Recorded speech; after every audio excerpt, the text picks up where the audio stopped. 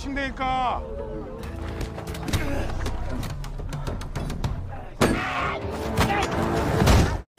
안쪽으로 빨리.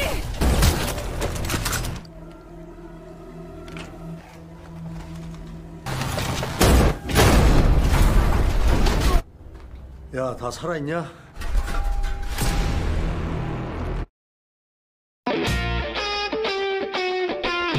Halo kaum rebahan.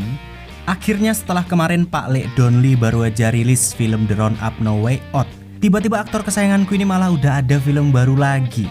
Walaupun bukan bertemakan dunia gangster, tapi tetap aja film Pak Lee Donli pasti penuh dengan adegan tinjunya yang sangat jos gandos kotos-kotos.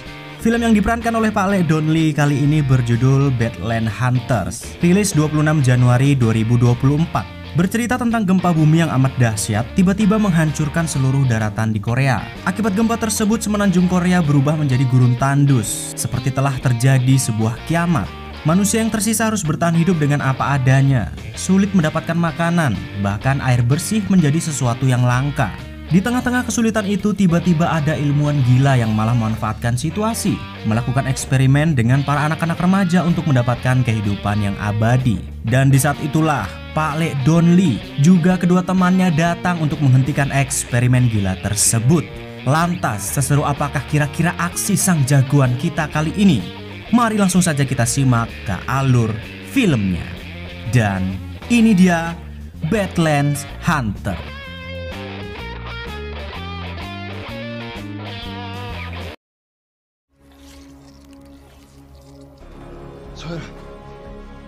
Bermula di sebuah rumah sakit dengan seorang dokter yang bernama Yang Gisu. Hari itu dia sedang berusaha membuat obat untuk menyembuhkan putrinya yang bernama Soyun. Atau lebih tepatnya, agar Soyun bisa dihidupkan kembali. Karena ternyata nyawa putrinya sudah tidak tertolong. Dengan berbagai eksperimen gila pun sudah Gisu coba untuk mendapatkan serum keabadian. Yang dimana ketika serum itu diuji coba pada sebuah binatang, ternyata binatang yang sudah mati atau bahkan terbelah sekalipun nyatanya mereka masih bisa hidup. 조금만 기다려. Aparat militer yang mengetahui eksperimen gila itu pun berusaha keras untuk menghentikannya. Karena mereka tidak tahu efek samping dari serum itu jika diberikan kepada manusia. Mereka takut, alih-alih putrinya dihidupkan kembali, malah bisa saja dia menjadi seorang monster. Namun ketika tindakan Gisu hendak dihentikan, tiba-tiba 조금만 기다려. 빨리 데려가세요. 손 대지 마!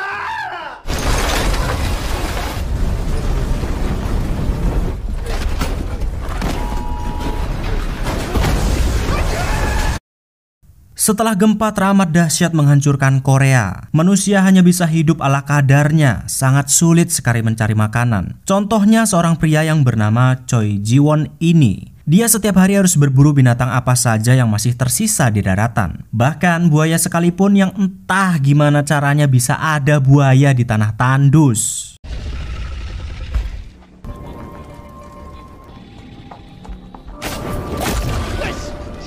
Namun setelah terkena anak panah tepat di matanya, ternyata buaya itu tidak mati, malah balik menyerang Ji-won. Tidak bisa kabur kemana-mana lagi karena buaya yang sangat besar dan ganas. Tiba-tiba datanglah sang jagoan kita semua, yakni Pak Lee Donli yang berperan sebagai Nam-san. Dengan badasnya menghabisi buaya yang sangat ganas menggunakan parangnya.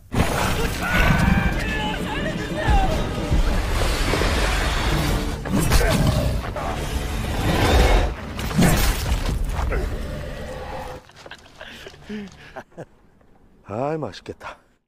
Setelah berhasil mencincang buaya itu, Ji-won dan Nam-san menjualnya kepada warga sekitar untuk dikonsumsi karena memang daging adalah makanan yang sangat langka. Dan mereka pun membelinya dengan cara barter dengan segala jenis benda atau makanan lainnya. Bahkan bukan hanya daging, air bersih sekalipun juga sangat sulit didapatkan walau hanya sekedar untuk minum. Karena ya memang sudah lama sekali tidak turun hujan sehingga terjadi kekeringan yang panjang.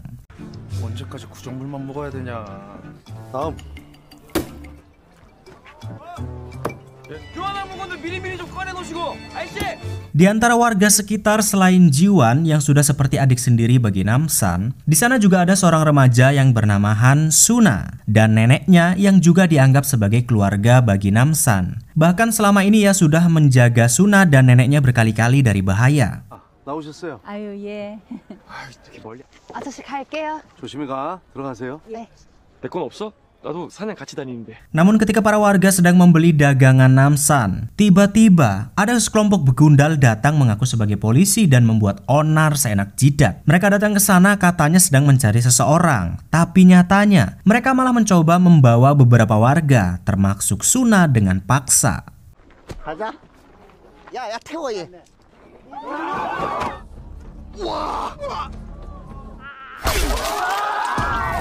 냄새 나니까 저리 가요.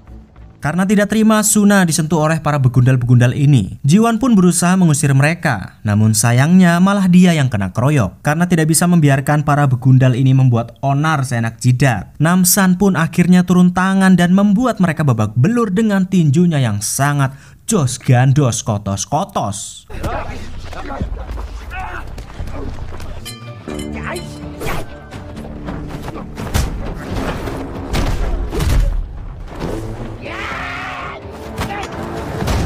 Setelah para begundal ini bonyok, seketika mereka pun ketakutan setelah mendengar bahwa orang yang telah menghajar mereka bernama Namsan. Yang ternyata Namsan dahulunya pernah mengalahkan bos mereka, padahal bosnya dijuluki sebagai Tiger. 한 번만 여기 도우면 다 죽여버린다. 알았어?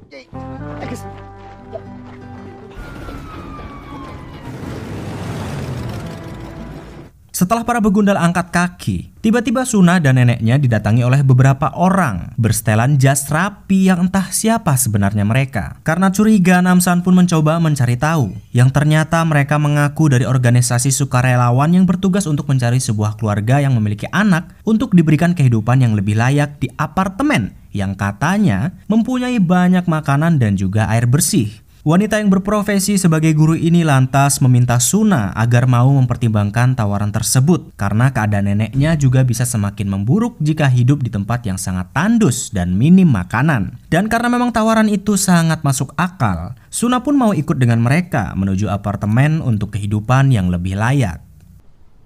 내가 보러 갈게. 그러면 다른 아이들한테 좀 기회가 갈 수도 있어서요.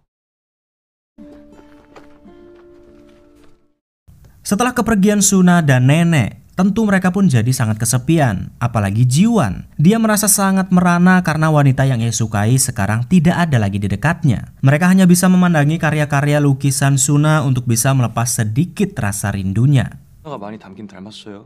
형님 딸하고. 감사한가요? 그래. Sementara itu, Suna dan para relawan lainnya menyusuri daratan gersang di tengah malam untuk menuju apartemen yang entah ada di mana lokasinya. Di tengah jalan, Suna mendapatkan seorang teman yang seumuran dengannya, sehingga perjalanan pun jadi tidak terasa membosankan. Wanita yang bernama Lee Jue ini juga sama seperti Suna, datang ke apartemen dengan keluarganya untuk mendapatkan kehidupan yang lebih baik. 이제 그런 생활은 끝이잖아. 나 내 나이 또래 친구 진짜 오랜만에 봐. Namun setelah perjalanan yang sangat jauh, tiba-tiba nenek yang sudah lelah pun tidak bisa melanjutkan perjalanan. Karena misi mereka adalah demi kemanusiaan, si guru lantas meminta beberapa rekannya untuk membawa para orang tua menuju tim medis yang ada di seberang mereka untuk beristirahat. Namun tidak berapa jauh dari lokasi mereka membawa si nenek, ternyata di depan orang-orang dari militer sudah menunggu kedatangan para pengungsi. 이제 탑승하세요. Entah ucapan si guru benar atau tidak, yang jelas si nenek ternyata dibawa oleh kedua rekannya ke sebuah tempat yang sangat mencurigakan, yang rupa-rupanya bukannya dibawa ke tim medis. Mereka malah hendak membunuh si nenek karena menurutnya orang tua tidak dibutuhkan untuk misi keberlangsungan hidup. Entah apa sebenarnya misi yang dimaksud. Namun beruntungnya ternyata di daerah itu ada Namsan dan juga Jiwan yang sedang berburu dan memergoki perbuatan mereka. 할머니인가?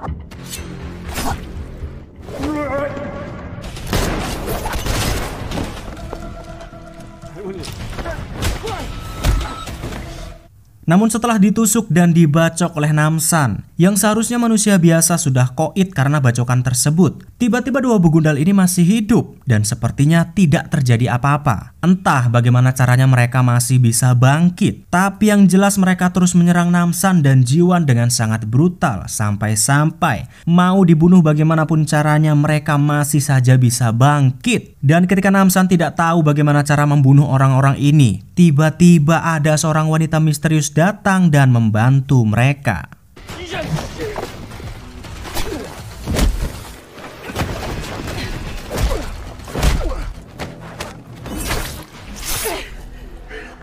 너 뭐야? Setelah berhasil menghabisi dua begundal tadi, wanita yang bernama Lee Yun Ho ini menjelaskan kalau orang-orang itu adalah manusia-manusia eksperimen yang berasal dari apartemen, yang ternyata cara membunuh orang-orang seperti mereka hanya bisa dilakukan dengan memenggal kepalanya. Setelah mengetahui kehebatan Namsan, Yun Ho pun meminta bantuannya untuk bisa masuk ke apartemen, membebaskan anak buahnya dan juga para remaja-remaja yang akan dijadikan eksperimen. 제가 도움이 필요합니다. 이들 진짜 지금 당장 출발하죠. 도와주세요. Dan semua berawal ketika dahulu Yun Ho masih aktif menjadi militer angkatan udara. Ia dan teman-temannya menemukan sebuah apartemen yang masih utuh setelah gempa yang teramat dahsyat melanda. Mereka pun mencoba membangun pemukiman untuk menampung warga-warga sekitar yang berhasil selamat. Karena diketahui di bawah apartemen, Yun Ho menemukan sumber air yang bisa digunakan untuk jangka lama. Namun di saat penggalian, mereka kedatangan satu-satunya dokter yang berhasil selamat dan dia adalah Yang Gisu. Karena tentu mereka membutuhkan keahliannya, Yun Ho pun memintanya untuk membantu merawat warga. Namun tiba-tiba suatu hari watak dari Yang Gisu pun terbongkar. Ternyata dia selama ini melakukan eksperimen gemblung kepada anak-anak yang ada di apartemen. Dan eksperimen itu adalah menjadikan manusia bisa berevolusi seperti hidup abadi. Namun sayang ketika Yun Ho menyadarinya, ternyata beberapa pasukannya sudah berkhianat dan malah bekerja sama dengan Yang Gisu. 이게 양 박사님 신기술이야. 제가 살아남게 해드릴게요.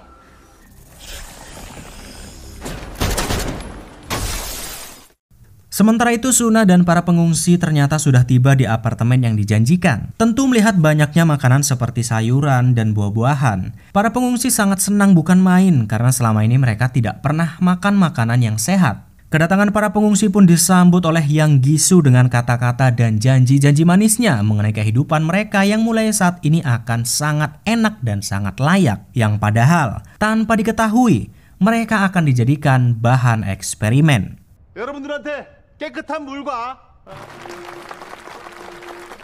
감사합니다.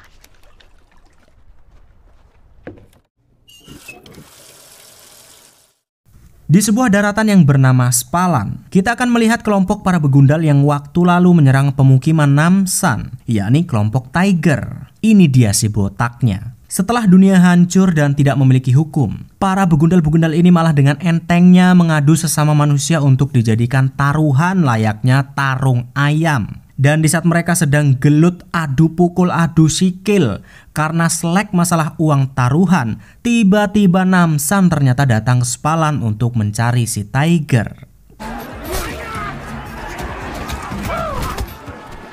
야 그만! 타이거 어딨냐? Entah yang bagaimana ceritanya, ternyata Namsan dan Tiger sudah saling mengenal satu sama lain, atau bisa dibilang mereka musuh bebuyutan. Kedatangan Namsan ke sana sebenarnya hanya ingin bertanya informasi tentang apartemen. Namun kedatangan mereka secara baik-baik nyatanya tidak ditanggapi oleh si Tiger dan terpaksa Namsan pun harus adu jotos dengan para begundal ini untuk mendapatkan informasi.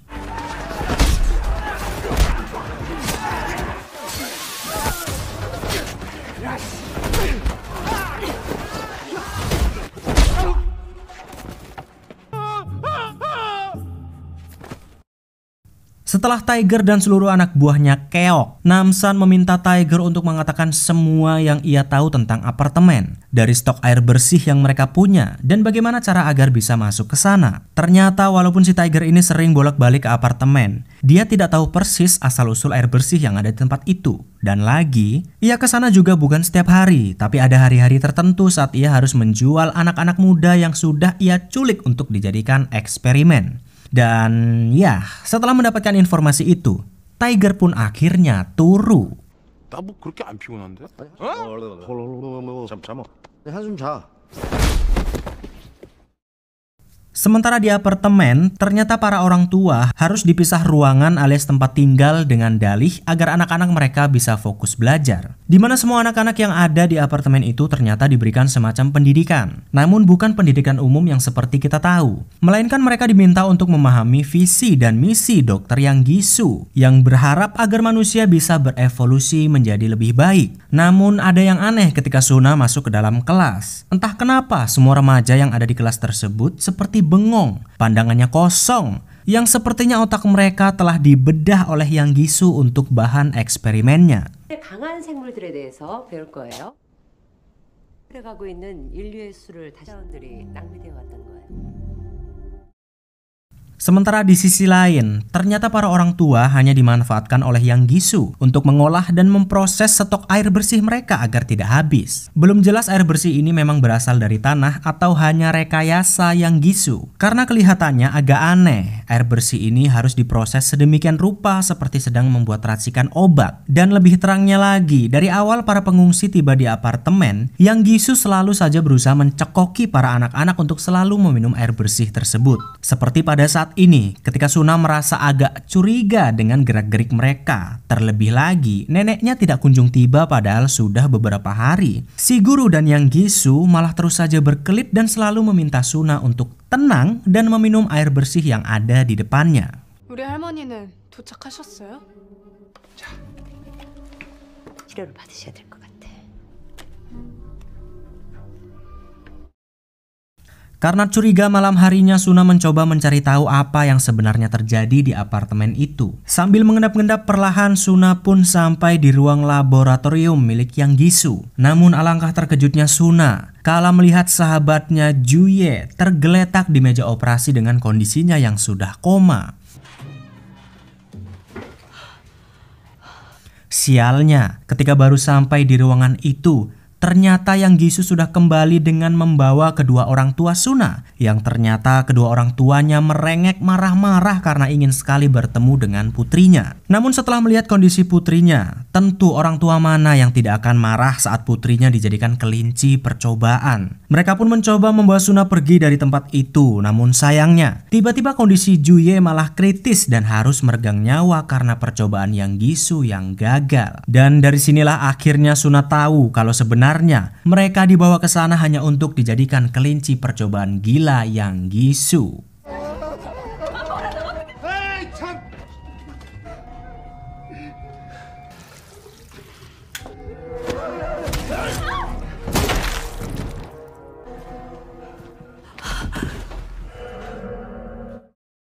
Ketika pagi tiba, ternyata Namsan, Yunho, dan Jiwan berusaha menyusup ke dalam apartemen dengan bantuan si Tiger. Namun baru sampai di gerbang, rupa-rupanya para penjaga menyadari kalau orang-orang yang bersama Tiger adalah penyusup. Dan karena keadaan sudah di luar rencana, Namsan dan yang lainnya pun segera keluar dari mobil dan menyerang semua penjaga yang ada di tempat itu.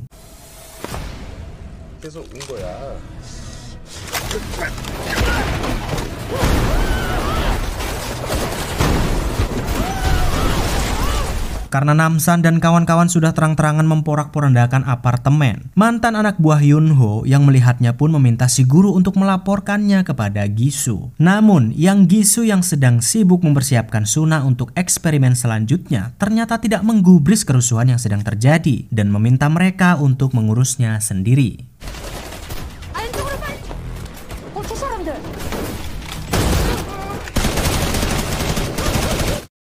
Setelah membereskan anak buah Yang Gisu di lantai bawah, Yunho pergi ke penjara untuk mencari para anak buahnya yang disekap. Namun alangkah terkejutnya mereka saat mengetahui ternyata seluruh anak buah Yunho sudah dijadikan zombie oleh Yang Gisu.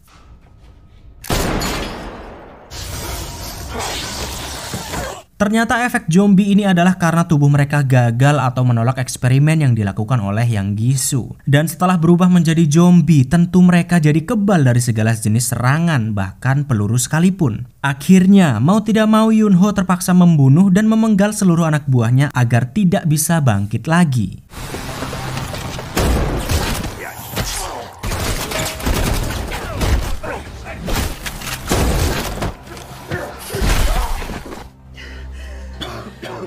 Setelah seluruh anak buahnya dikalahkan, Gisu meminta Namsan dan kawan-kawan untuk menyerahkan diri demi keamanan apartemen katanya. Tentu semua omong kosong itu untuk memperdaya seluruh pengungsi agar mereka menganggap yang Gisu adalah orang baik dan kelompok Namsan adalah orang jahatnya. Namun karena Namsan tidak suka bertele-tele, dia pun memperingatkan yang Gisu untuk hati-hati karena mereka akan segera mendatanginya.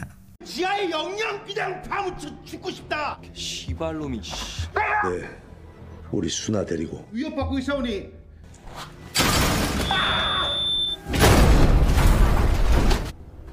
야, 다 살아있냐? Karena waktu sudah mepet sebab Suna sedang memasuki tahap akhir dari eksperimen Gisu, Namsan dan kawan-kawan berpencar untuk mencarinya di lantai bawah sampai lantai atas. Namun karena pertahanan apartemen itu memang sangat ketat, setelah berpencar, mereka malah jadi agak kerepotan melawan seluruh anak buah Gisu. Namun tidak dengan Namsan. Walaupun senjatanya sudah kehabisan peluru, dengan sepucuk parang macetenya, Namsan dengan badasnya membabat puluhan penjaga yang hendak menghalangi jalannya.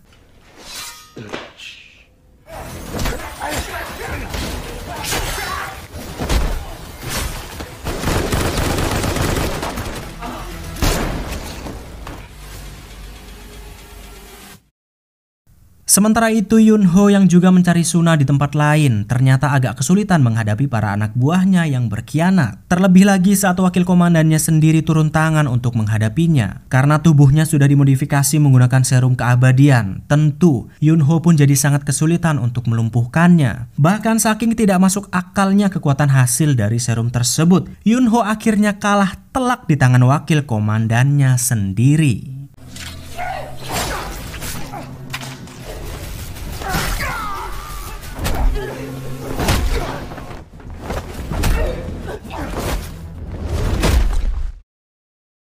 Di sisi lain ternyata Jiwan berhasil menemukan si guru saat sedang mengajar di kelas. Dengan menyandra guru itu, Jiwan pun memintanya untuk menunjukkan di mana Suna saat ini berada. Namun karena di tengah jalan mereka bertemu dengan si wakil komandan yang mukanya, yang rainya sudah jadi setengah kadal, Namsan pun meminta Jiwan untuk pergi mencari Suna. Sementara si wajah kadal, Namsan yang akan mengurusnya.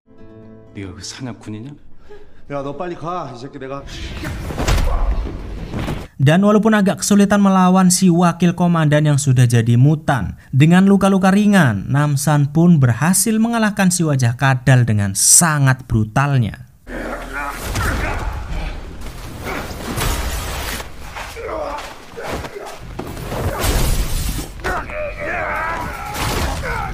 에이씨, 못생겨가지고 씨.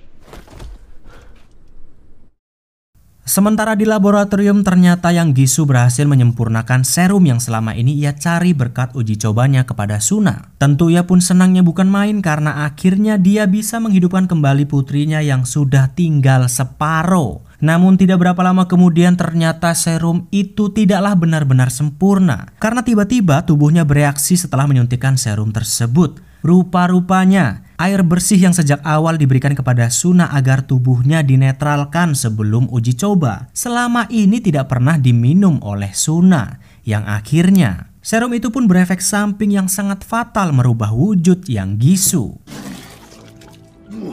나 그거 안 먹었어.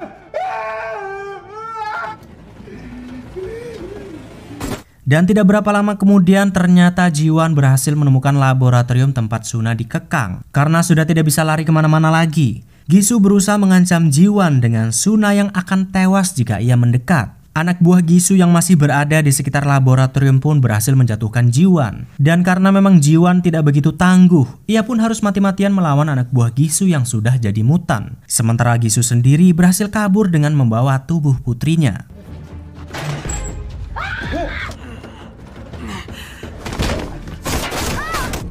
괜찮아.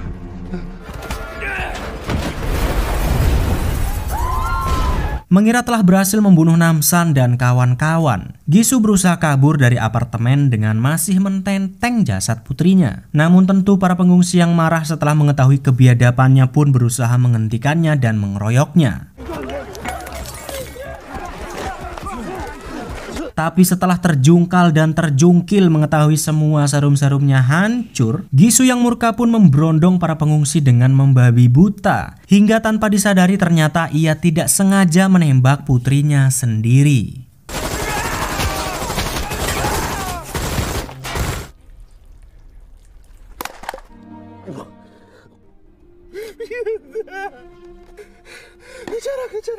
Setelah putrinya tidak sengaja tertembak, Namsan, Jiwon, Suna, dan Yunho yang ternyata masih selamat mencoba menghampirinya baik-baik untuk mengatakan, "Sudah, ayo tobat le, eksperimenmu wis ajur, wis ayo ndang tobat to." Tapi ternyata bukannya mendengarkan nasihat mereka. Ternyata yang Gisu masih kekeh ingin melanjutkan eksperimennya, yang akhirnya ya sudah, terpaksa Namsan juga harus mengeksekusinya. 살리지 못했어. 당신 딸도.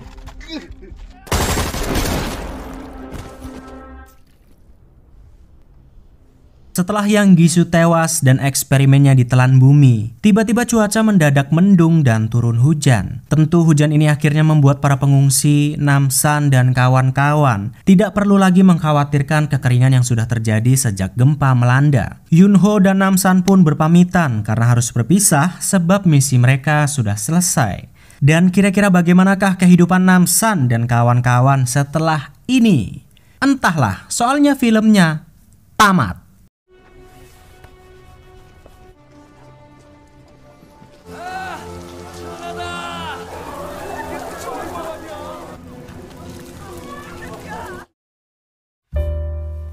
Gimana film Pak Lek Donli kali ini? Tetap badas kan? Mau main di film gangster, zombie-zombie, bencana alam atau genre yang lainnya tetap aja ciri khas tinjunya Pak Lek Donli selalu melekat. Dan buat kalian yang mungkin belum kenal sama jagoan yang satu ini, silakan ditontonin semua film-filmnya. Jaminan kalian pasti suka, apalagi yang tema gangster. Dan ya sudah, segitu aja rangkuman kita kali ini. Sampai jumpa di alur film selanjutnya. Campur film undur diri. Dan ciao.